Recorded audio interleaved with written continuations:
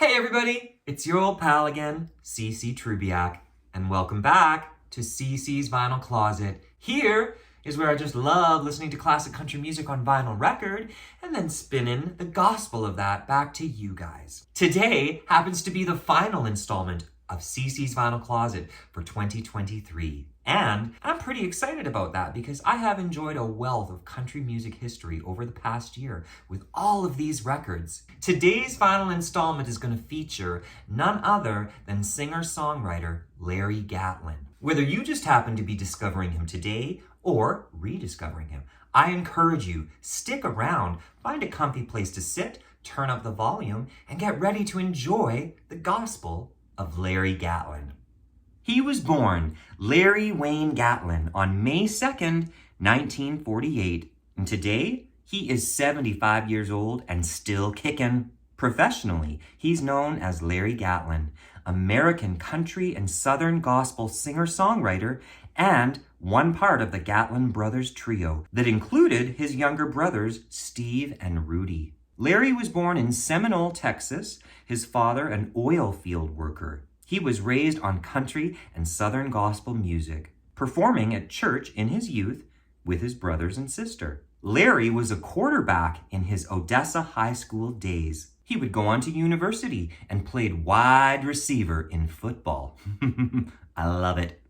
Story goes, he later auditioned for and joined the gospel group The Imperials, going on to perform in Las Vegas. While walking through the showroom there, he caught the attention of our friend, Dottie West, who was impressed by Larry's songwriting. Dottie would even go on to record a couple of his songs. What an endorsement. She also passed one of his demo tapes around Nashville. And after relocating there, he found work as a backup singer for none other than Chris Christopherson.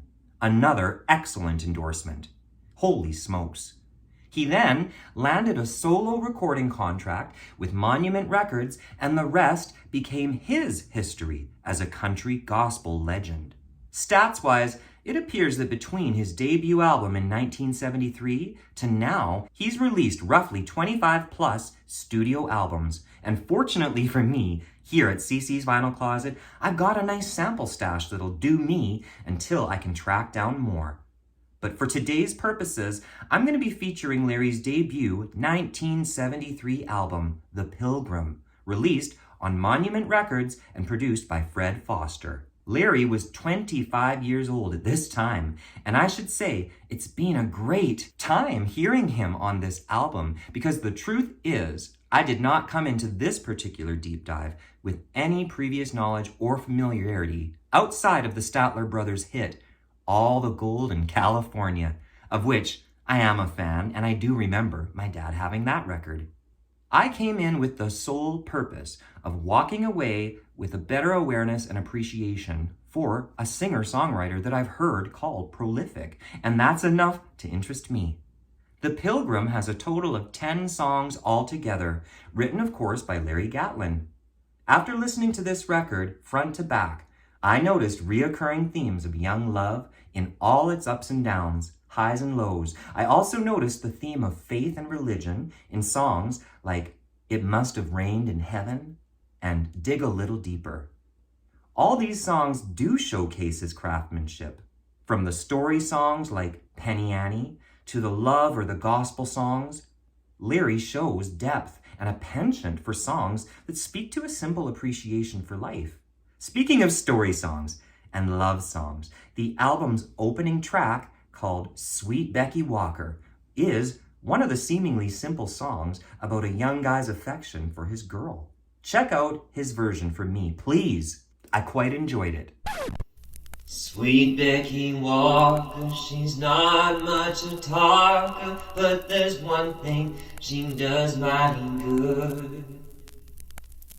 She's the best lover, she's like no other. She treats a man the way a woman should, and I'd walk a mile just to love Becky Walker. Lordy, that's mine. Maybe someday I'll talk her into loving me permanently. I must speak to Larry's voice as well. As a new listener to his vocals, I'm pretty impressed by his purity and his control. I find the unique thing about it is something to do with a more good old boy charm that he has versus, say, an outlaw country image or the standard Nashville honky-tonker sound. Larry's voice and take on country sounds fresh to my ears, and I actually really appreciate it. One song I found myself taken by is Side 1's The Heart, vulnerable in its confessional tone, but also completely serious. If you have the chance, please check out a video of Larry playing this one live in around about 1973, and he does it with just a guitar. No big showmanship or posturing is necessary, just a fine voice of a good old boy singing a song. Please check out his version for a good recommendation. The heart is a funny thing with a mind all of its own. It withers like a garden left untended and alone, and the thorns of loneliness invade and destroy what they can't steal. So easy to hurt, but oh, so hard to heal. Referring back to the word fresh, for which my ears associate Larry and this record, it's enjoyable to read up on him in these old retro country music magazines as a way to get a sneak peek into the story of his beginnings and his eventual success. Much like a lot of the other younger artists coming up in the early 1970s, like Emmylou Harris, Rodney Crowell, Linda Ronstadt, or even the Crystal Gales and Olivia Newton-Johns, he represented the next generation of singer-songwriters and performers. And from what these magazines suggest, he eventually did, in fact, really make it. But back to 1973 and The Pilgrim, another standout song that impressed me is Bitter They Are, Harder They Fall, a song that I do believe even Elvis Presley recorded. All I can say is, it's one that I recommend folks go and listen to because it showcases the talents of Larry quite beautifully. I told her to leave me alone. That's what she's done. Just what she's done.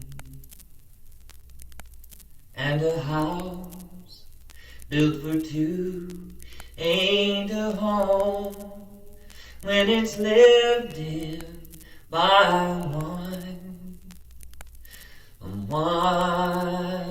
only one. And I can no longer hear footsteps come right down the hall.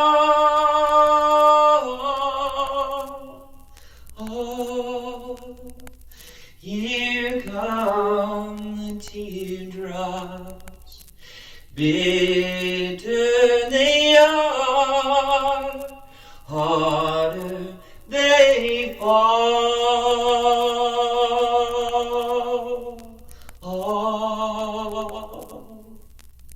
This deep dive has convinced me of Larry Gatlin's talents. In fact, after listening to The Pilgrim front to back several times over, and after just a little bit of exposure, I'm really excited to hear how he evolves, as I understand that he'd go from solo to working with his brothers, Steve and Rudy, when they'd make their first appearance on his 1976 album, and officially becoming billed as Larry Gatlin and the Gatlin Brothers in 1979.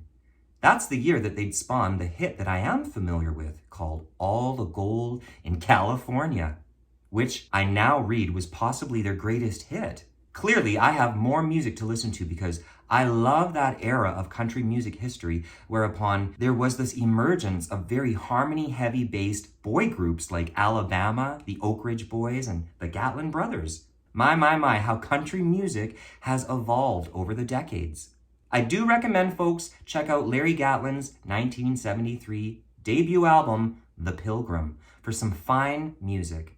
Thank you so very much for tuning into all my CC Vinyl Closet installments. This rich country music history and these vinyl records fill my life with joy. And I can only hope that they can offer you guys a little bit of that comfort and joy too. So until we meet again, take care of you and take sweet comfort in the music. Over and out.